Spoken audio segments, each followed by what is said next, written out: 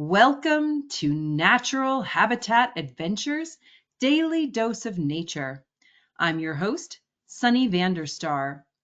Today's topic is Explore Secluded South Africa, and it will be presented by our fabulous NatHab expedition leader, Lorraine Doyle. Lorraine, thank you so much for being here today and for taking us on an adventure in South Africa with you. Let's go ahead and dive in. Great, thanks very much, Sunny. It's great as always to be able to do a presentation. So as you say, today we're going to have a look at the Secluded South Africa itinerary, which I've been very privileged to guide over the last few years. And perhaps this first slide might seem a little strange, but it will become clearer as we progress through the presentation. So the thing I really wanted to show here was that when people come to Africa, pretty much in terms of safari destinations, we're looking at what we know or call the savanna biome. And on this map, you'll see there's a light green section that goes all the way from north of the equator, right the way down through into sort of just below Central Africa, and then right down into the northern part of South Africa. And that's what we would call dry savanna. And then you've got this little pocket down the coast of South Africa, and then obviously a larger portion here, which is called moist savanna. Now, we don't really need to worry about those differentiators particularly, but the concept of a savanna is a key one to understanding why we have the levels of diversity of animals and plants that we do in these areas. And it's largely driven by climate. So these areas receive enough rainfall to have a tree or a woody layer, but they don't receive so much rain that you get a closed canopy or a forest, like you would, for example, right over the equator, where you essentially have tropical rainforest. So just as we progress through the presentation, it will become clearer as to why the itinerary has been set up as it has, in terms of the way in which those areas of savanna within South Africa vary slightly, which allows for the greatest diversity of animals to be seen. So I'll just start out with a little map of South Africa. So where I'm currently sitting at the moment is approximately over here. And when we start the safari, we start off in Johannesburg. So from Johannesburg, we fly on a scheduled charter for about an hour to Madikwe Game Reserve, which, as you can see, sits right up on the border with Botswana. And that we stay there for 2 nights. Then after that, after 2 nights, we have approximately a 3-hour drive from Madikwe Game Reserve to Marataba Game Reserve. 3 nights there, and then a private charter flight right the way across to the Greater Kruger region, to Mala Mala. So that's a approximately 1.5-hour private charter. So we have 3 nights there. Then approximately a 1-hour drive through Mala Mala out into the actual Kruger to Secluded Airport. And then we connect with a regional flight that goes from Secluded Airport back to Johannesburg. So as you can see, we're covering a very small portion, if you will, of the country, but there's a very good reason for that. And the very good reason is that we are focusing on this whole area here, which is the most productive portion of the country in terms of wildlife opportunities. So when you come into places like where Johannesburg is, Johannesburg sits here, so this is grassland. If you come down to where I'm based here, this is Indian Ocean coastal belt. And then you go into things like the Karoo and then down into the fynbos of Cape Town. So all of those in their own right are very beautiful, but if we're focusing on safari, we want to be in the portion that is classified as savanna. So as you can see here, Johannesburg, on the high veld, as we call it, Madikwe, Marataba, and then Mala Mala. So what I just wanted to show you in terms of, so I've said that this is all savanna, but there are differences in each of these places. And some of that is to do where they are located geographically, and some of it is to do with their elevation. So this is a cross-sectional elevation across the route. And we start out in Johannesburg. So Johannesburg is very high, sitting at about 5,000 feet above sea level.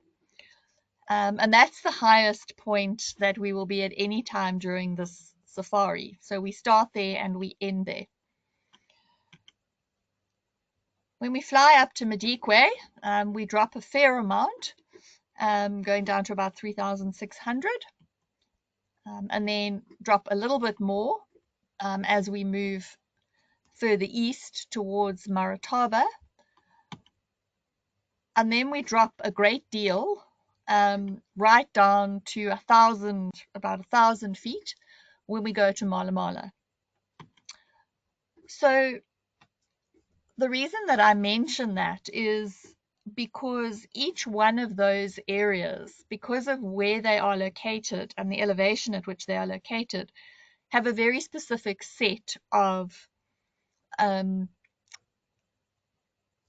attributes, for want of a better word, that give us the best chance to see the greatest number of animals on this 10-day safari.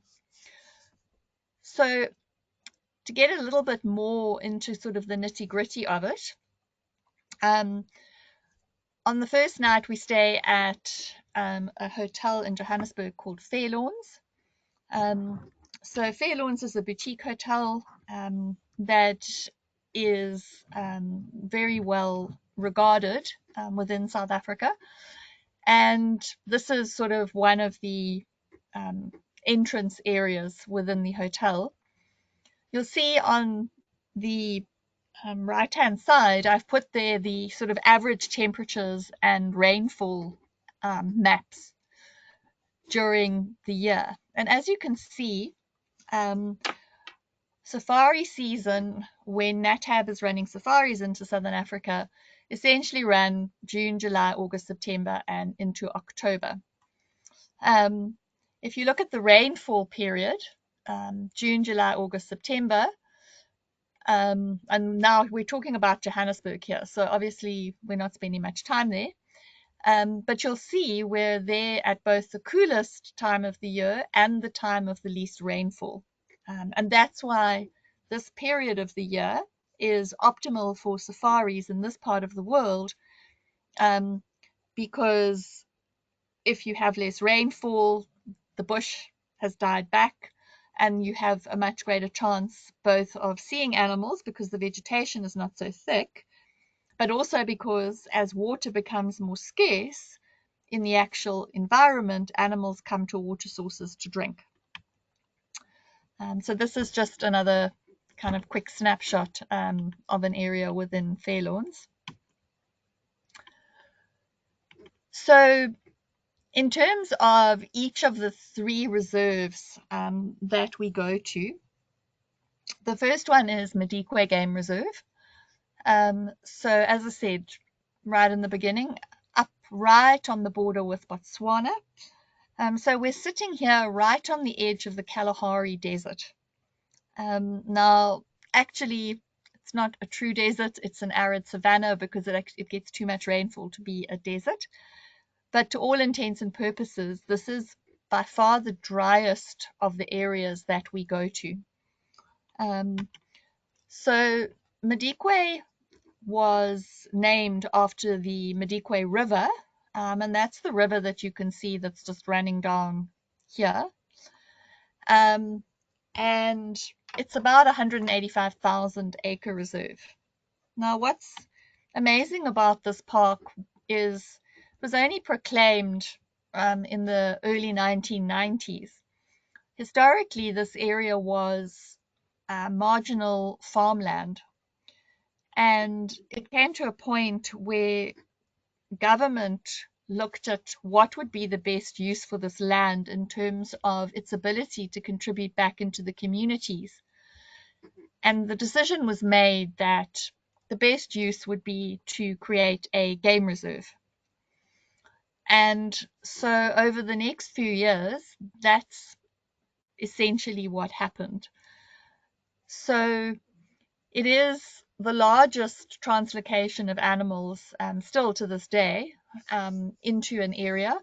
So approximately 8,000 plus animals were relocated back into Madikwe Game Reserve. So these were all animals that would have been there historically, but would have been removed when farming, and it was cattle farming, was introduced into the area. So the operation was known as Operation Phoenix. And now it is a reserve that has all of the big 5, plus it has cheetah and also wild dog. So the model that this park runs on is that it is a provincial park run by the Northwest Parks Board with concessions that have been allocated to private property owners. So the lodges are privately owned, but there is a lease agreement with the regional park, and so in that way, money is then dispersed back into the community through both employment within the lodges and then also through the lease fees. So that is essentially the way in which the park works. So the lodge we stay at is situated right up here in sort of the northeastern corner of the reserve. It's known as Madikwe Safari Lodge. And it's a lovely small lodge, very intimate. We have the area of the lodge we stay at, we have all to ourselves. Yeah, it's a really lovely place to stay. So again, just a really brief map, just to show you again, temperatures, daytime temperatures maximums, it can get quite warm, but in the early mornings, it can get very, very cold. And as soon as the sun dips below the horizon, especially in June, July, August, it can also get really cold. So it's one thing that you need to think about when you're packing for this safari is think layers, because you're going to start off with a lot of layers, and by the time you get to midday, you're on most occasions going to want to have less layers. So chances of rain for most of the time that we do safaris there is slim, but we have been rained on. We have been caught in some downpours at times. So as I said, fly in on what we call a scheduled charter. So what that means is we go to a little airport in Johannesburg, and we fly from there. Sometimes we have the aircraft to ourselves, usually a Cessna Caravan, about a 12-seater, 10-seater. Sometimes we have a couple of other guests in the plane with us who are going to one of the other reserves on the eastern section of Madikwe. So one of the things that you will notice about Madikwe is that it is very red. So this is the result of Kalahari sand, wind-blown sand, that has got a very high concentration of iron oxide in it. And so I've said to many clients, people will look at my photographs and say, yes, but your color balance is out, Lorraine, because it's too red. And they'll go, no, that's actually the color that it is. So everything there tends to have this reddish shade to it. And I'm not sure how many elephants you can spot in this picture, but there's at least 1, 2, 3, 4, I think there's at least 5 ellies hidden in there, in amongst this sort of rocky outcrop. So the landscape is quite varied. You have these rocky outcrops, and then you have very flat, open savanna areas. Those are the sorts of areas that animals like warthog absolutely love. And elephants. So very large herds of elephants within Madikwe. Probably if you think about certain species being associated with certain parks, on this itinerary, I think it's fair to say that elephants, although seen at all 3 of the destinations, probably the highest concentration is seen within Madikwe. So then also other plains game, things like your blue wildebeest.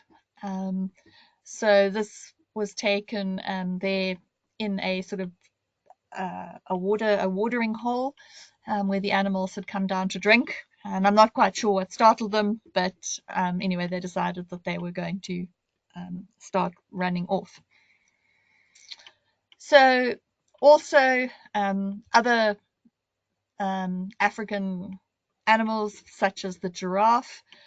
So this view was taken from the deck of the lodge, looking out, and yeah, these giraffe had come down to drink, and this warthog was sitting there looking a little apprehensive, not quite sure, I think, what to make of it. So very dark male, slightly lighter giraffe on the left. The color variation, yes, sometimes they do get darker with age. Sometimes males are darker than females, but it's also genetic. Just like you have dark-haired and blonde humans, you have dark giraffe and lighter giraffe as well. So the elusive wild dog, sometimes seen, sometimes not seen. It's definitely one of those sightings that you can never say to people that there is a guarantee. We generally don't guarantee any sightings, but there are some animals that are much more elusive than others, and this is definitely one species. So there are packs, there's 2 packs in Madikwe, so there is a chance of seeing them, but it largely depends. If they are denning, it makes them much easier to find because they stay in an area. If not, then they tend to be much more mobile and therefore quite difficult to locate.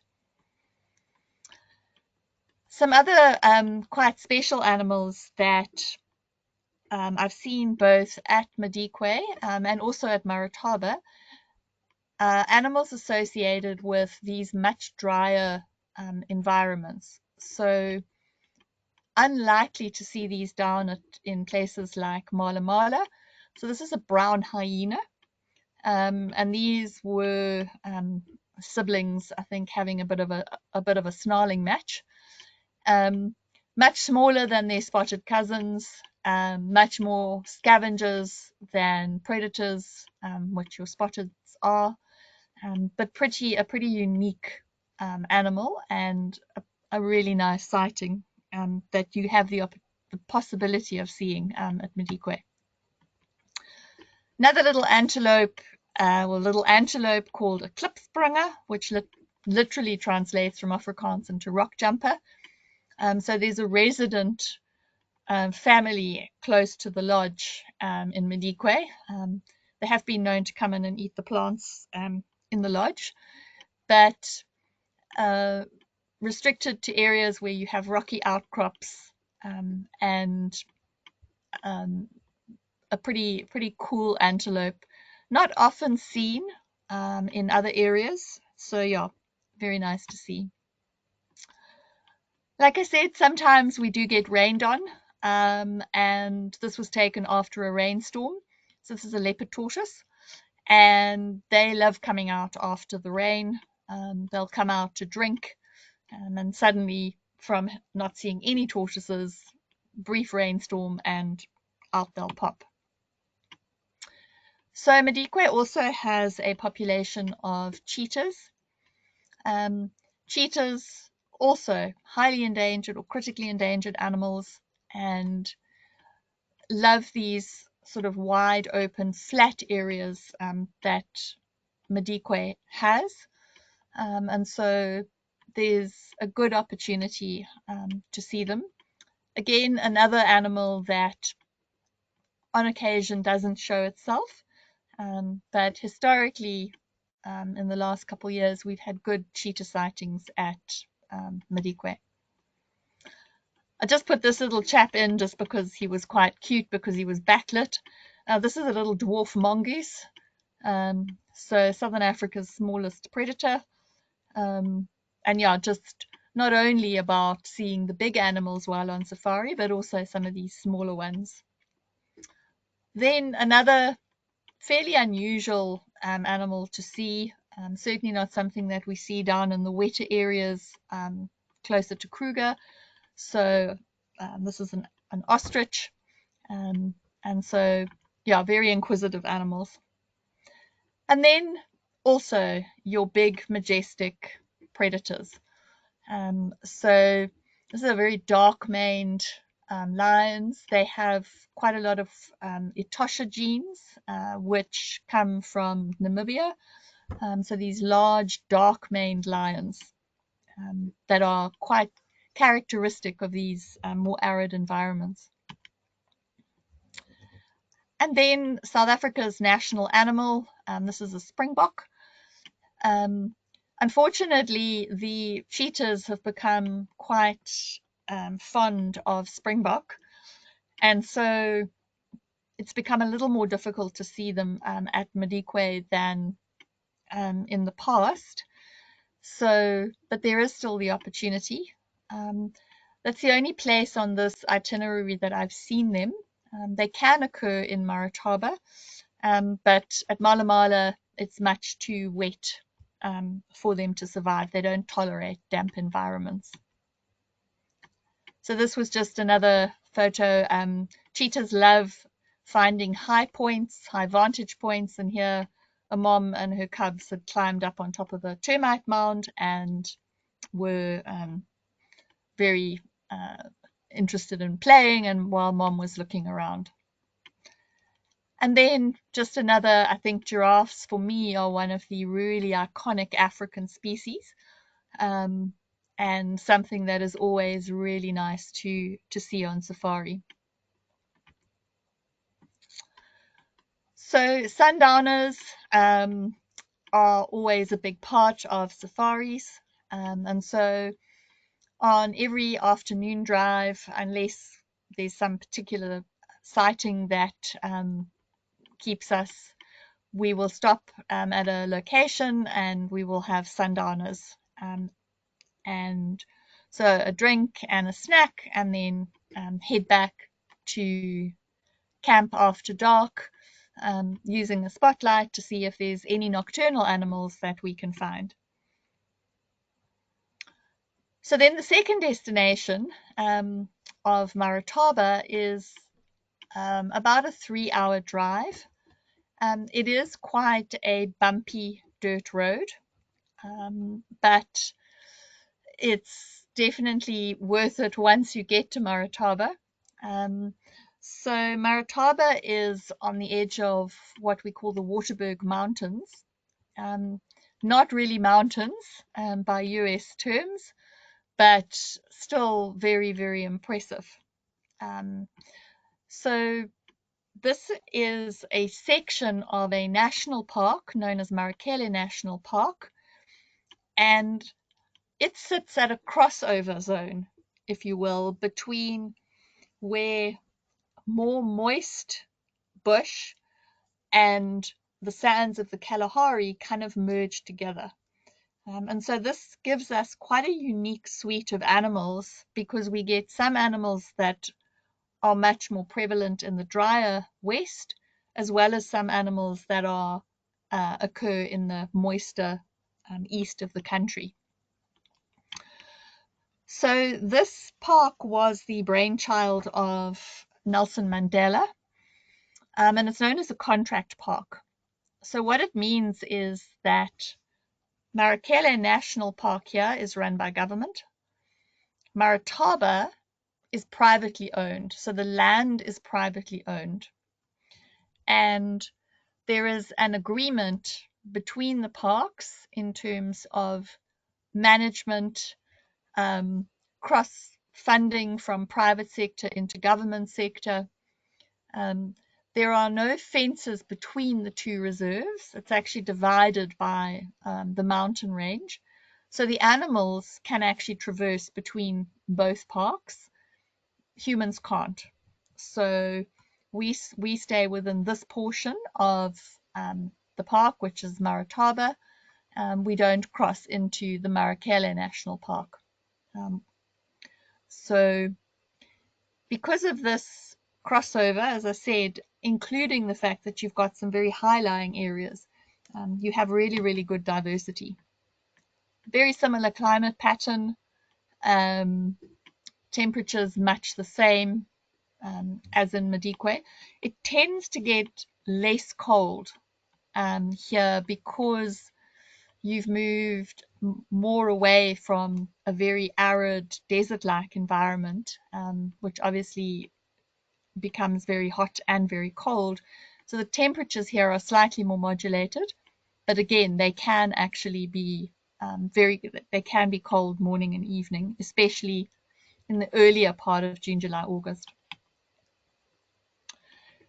So the scenery here is really spectacular. So those are the part of the Waterberg Mountains in the background there.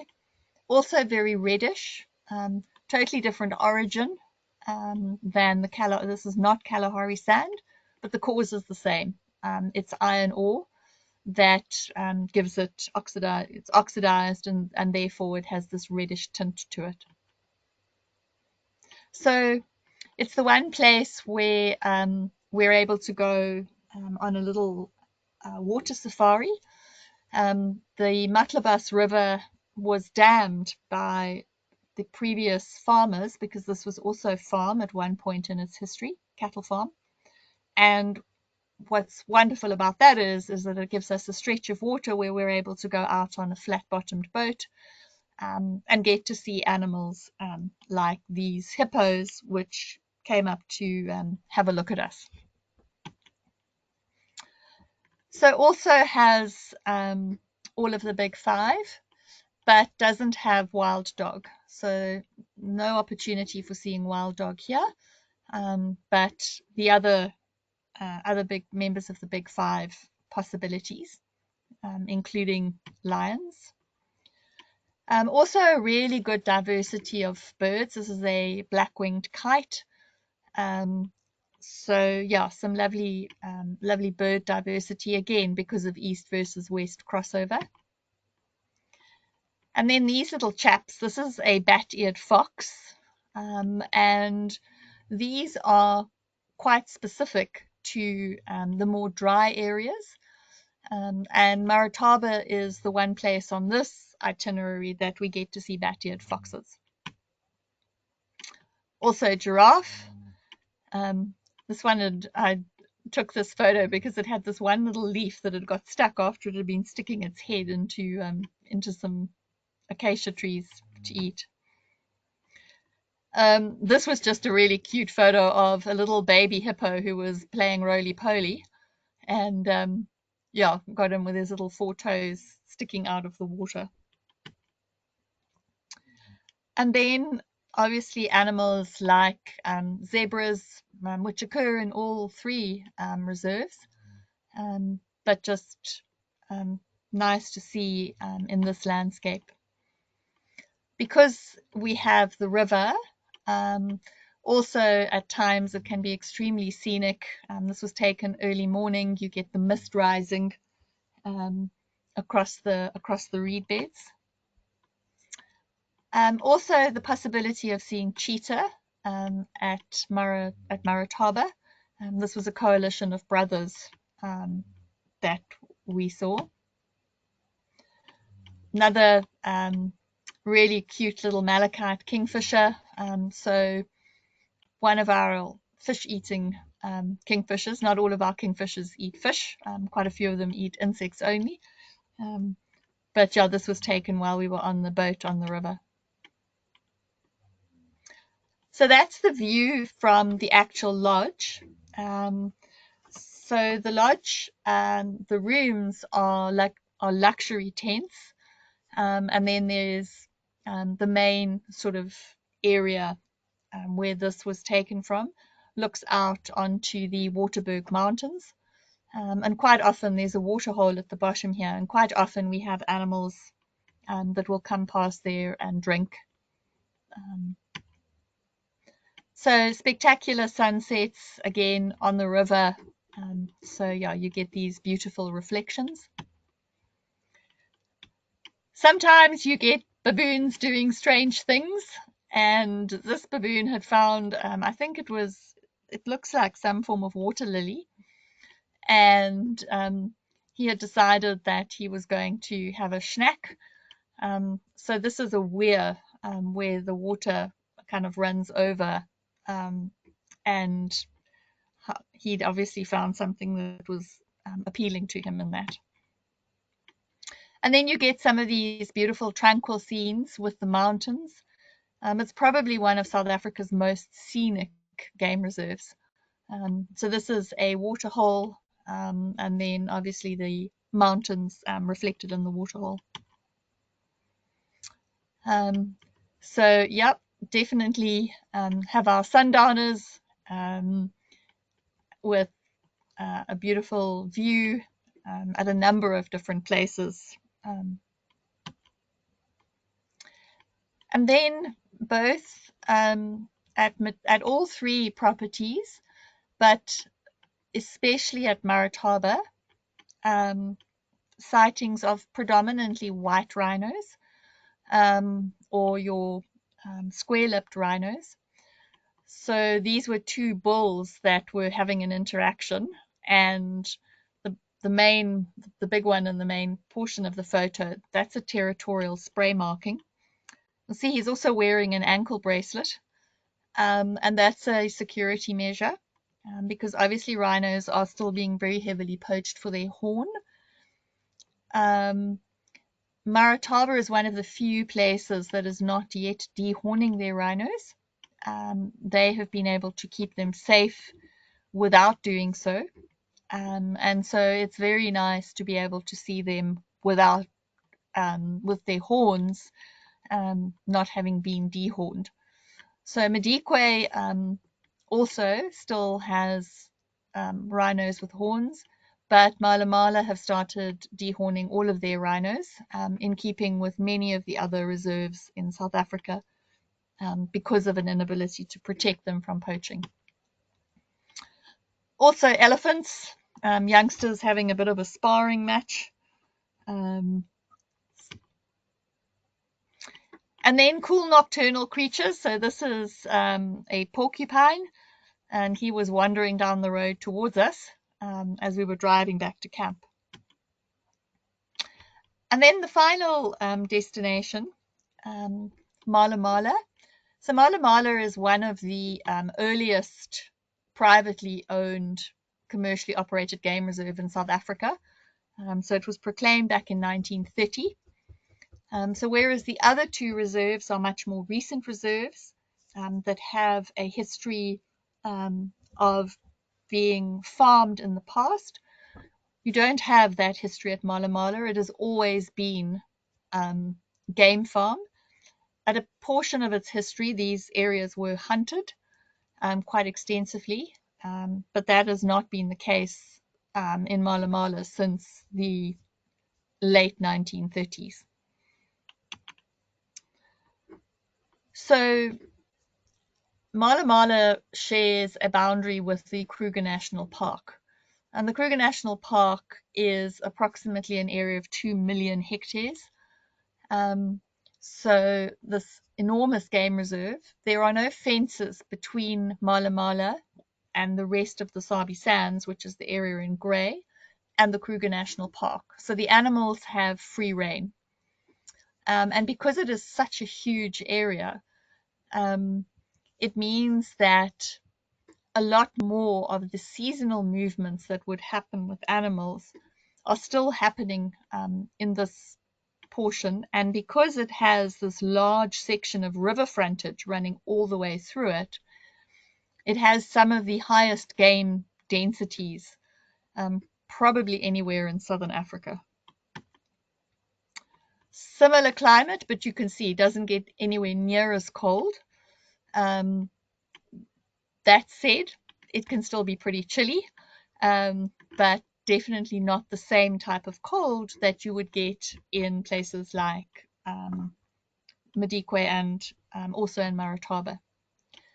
Completely different landscape, different geology. So this is all granite based, so very sandy soils, and then these sort of rocky outcrops. Okay. Probably best known for its leopards. So leopards are known as being the most elusive of southern African cats to find, and it's a rare occasion that we find them in Madikwe or even in Marataba, but it is a rare occasion that we don't find at Mala Mala. So again, nobody can ever guarantee you a sighting of leopards, but by going to Mala Mala and having that as part of this itinerary, the chances of seeing leopard are much higher than they would be in other reserves. So also some of the other big five, this big old buffalo bull with all these oxpeckers on his back. Another leopard. So yeah, this one was caught just walking away from us. Different leopard from the one in the previous picture. Also, obviously, lions, quite big lion prides that have established themselves in this area because there is such an abundance of plains game and therefore food for them. Very healthy lion populations. So you now have a healthy population of lion, leopard, and also spotted hyena. Cheetah don't fare well in this environment. So the chances of seeing cheetah here are much lower than they are in the other two reserves. Also the possibility of seeing crocodiles, definitely not one of my favorites. I have huge respect for them, and as an apex freshwater predator, they're a very vital part of an ecosystem. But yeah, they're definitely not my favorites. But sometimes we see them, sometimes we don't, and it does very much depend on at what level the Sand River is at the time. Also, other antelope, which we can possibly see at Marataba. We don't see them at Madikwe. This is a waterbuck, and as its name suggests, it needs much more water in order to survive. So this doesn't do well in arid environments, but does well in these moister environments. So this young leopard was licking its chops. I'm not quite sure whether it had had a kill up the tree. It's quite common in Mala Mala for leopards to tree their kills because of the presence of other predators. So not always the case. It's very energy consuming to take a carcass up a tree. But if you think it's going to get stolen by another predator, you take it up the tree. Sometimes get other cool night sightings. So this is an African civet. Pretty elusive little animals, but yeah, very nice to see when you do get the opportunity. Other more common creatures, little squirrels, brilliant indicator animals for things like leopards. They have a very particular behavior when there's particularly a leopard in the area. They have this, then they stamp their little feet up and down, and very often it's indicative of a predator of some sort. Sometimes it's a raptor, a bird of prey, other times it's leopard. But yeah, this one was actually sunning itself. It was quite a cold morning. So on all destinations, both Madikwe, Marataba, and Mala Mala, many photographic opportunities to get wildlife photos. And on all of our safaris, we would hope that we would be able to allow people to get photographs that they would like to take home with them. So yeah, we were watching some lions in the river when this photo was taken. And then this is the Sand River. So we had a quite unseasonal rainstorm on this particular safari, and we got this amazing double rainbow. So the Sand River wasn't quite living up to its name at this point. There's not as much sand as there is sometimes. But in the height of the dry season, especially if it is a drier year than we've had recently, the Sand River becomes the only water source in this portion of the southern or middle Kruger, which is why the game densities during the winter period are so good. So little spotted hyena, this was a youngster. I'm not quite sure. It looks like he'd probably stolen somebody's food. He looks a bit guilty. But also really cool animals and a chance to see them at all three places. But the best sightings, especially in terms of being able to see young ones and potentially even den sites, has been at Mala Mala. So baboons, chakma baboons, the only type of baboon we get in South Africa. See them both at Marataba and at Mala Mala. We hear them sometimes in Madikwe, but rarely see them. They can be very, very entertaining to watch, especially the little ones. They get up to all sorts of hijinks and antics. And then obviously, because lions are non-seasonal breeders, there is always the opportunity or potential to see cubs. Similarly, with leopards at Mala Mala, we've been very fortunate to see leopard cubs there. And it's always fun to watch lion cubs playing. This one had discovered this blade of grass and decided that for whatever reason this was fun for a while. It didn't stay fun for long. It broke it and then went off to go and do something else. And then this is another typical landscape within the Mala Mala kind of vista. You get all these really, really beautiful big old trees in amongst the rocks, which gives you this incredible scenery, which also forms an amazing backdrop for photography. And that's the end of the formal presentation. So yeah, happy to answer any questions that people might have. So yeah, over to you, Sunny. Lorraine, thank you so much. You just make it come alive, and it's such an incredible place to visit. It brought me back, so thank you. Before we start the Q&A, I just want to remind everybody that they can submit their questions via the questions field in the control panel. Can we start with what is the name of the pretty bird on your first slide? Yes, it's a lilac-breasted roller. It's so beautiful. Yeah. Are there fences all around Madikwe, or can the animals travel about? No, so both Madikwe and Marataba have got fences all the way around them.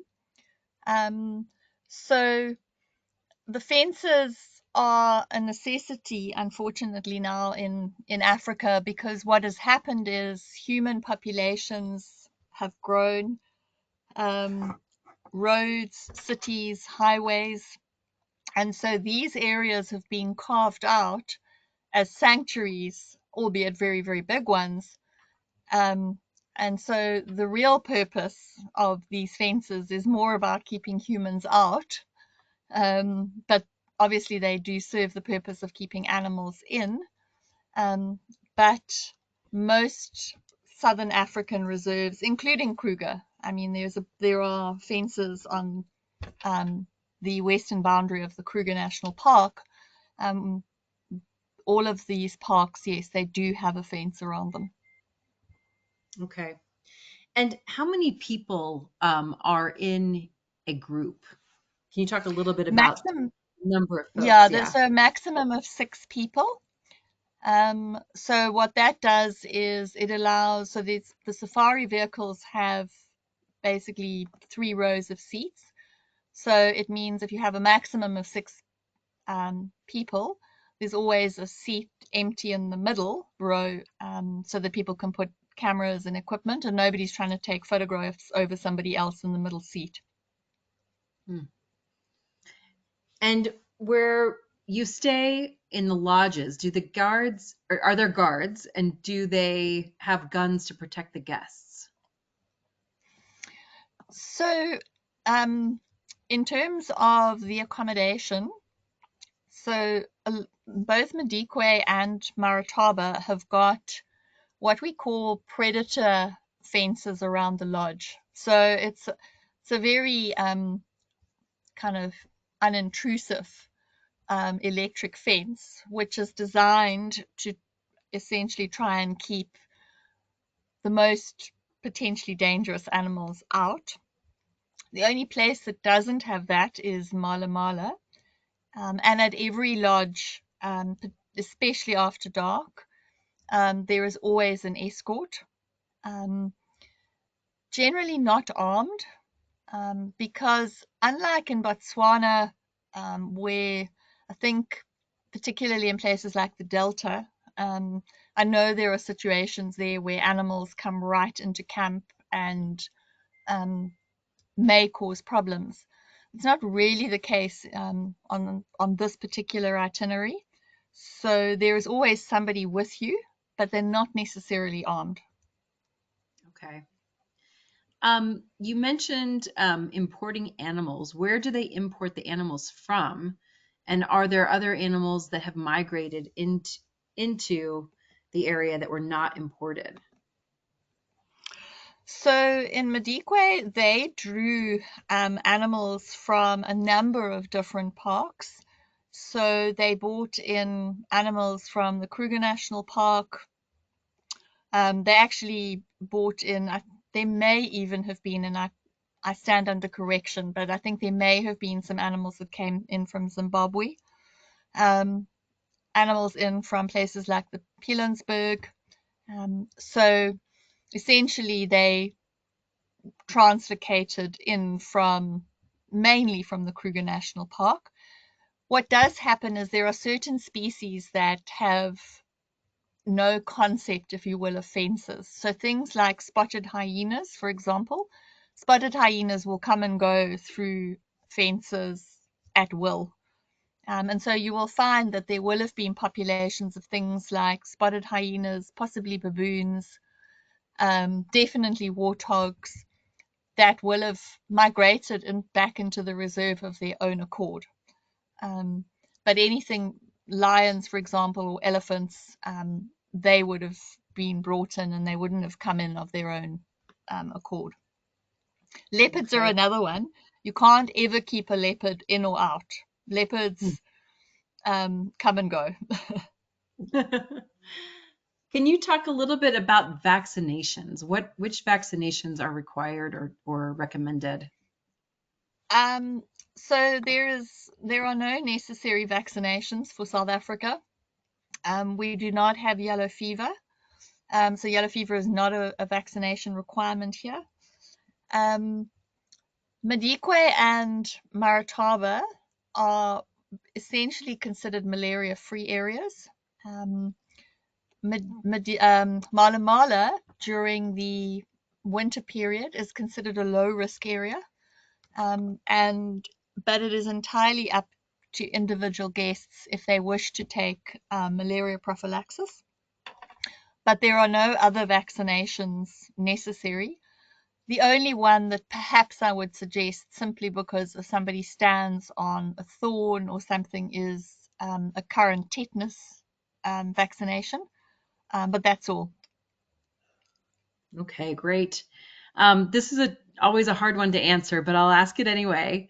What is the best time of year to take this tour?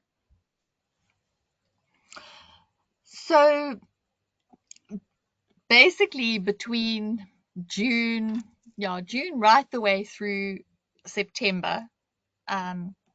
October becomes, you've got a little bit more chance of rain, but that brings its own beauty, because you start to see, the new growth.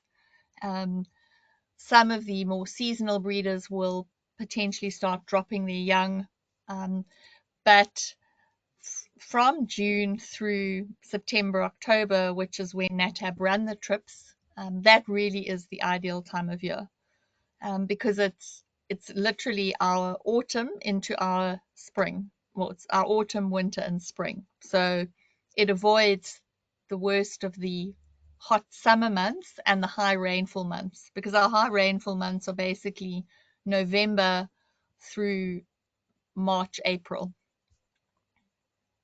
Excellent.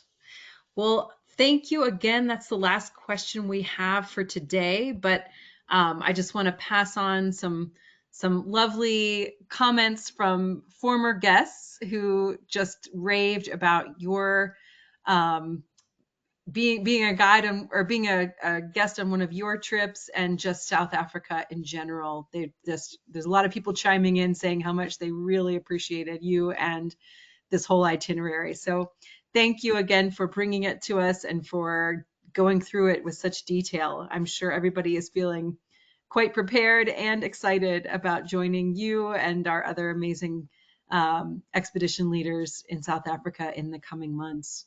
I'll pass it back to you for closing comments.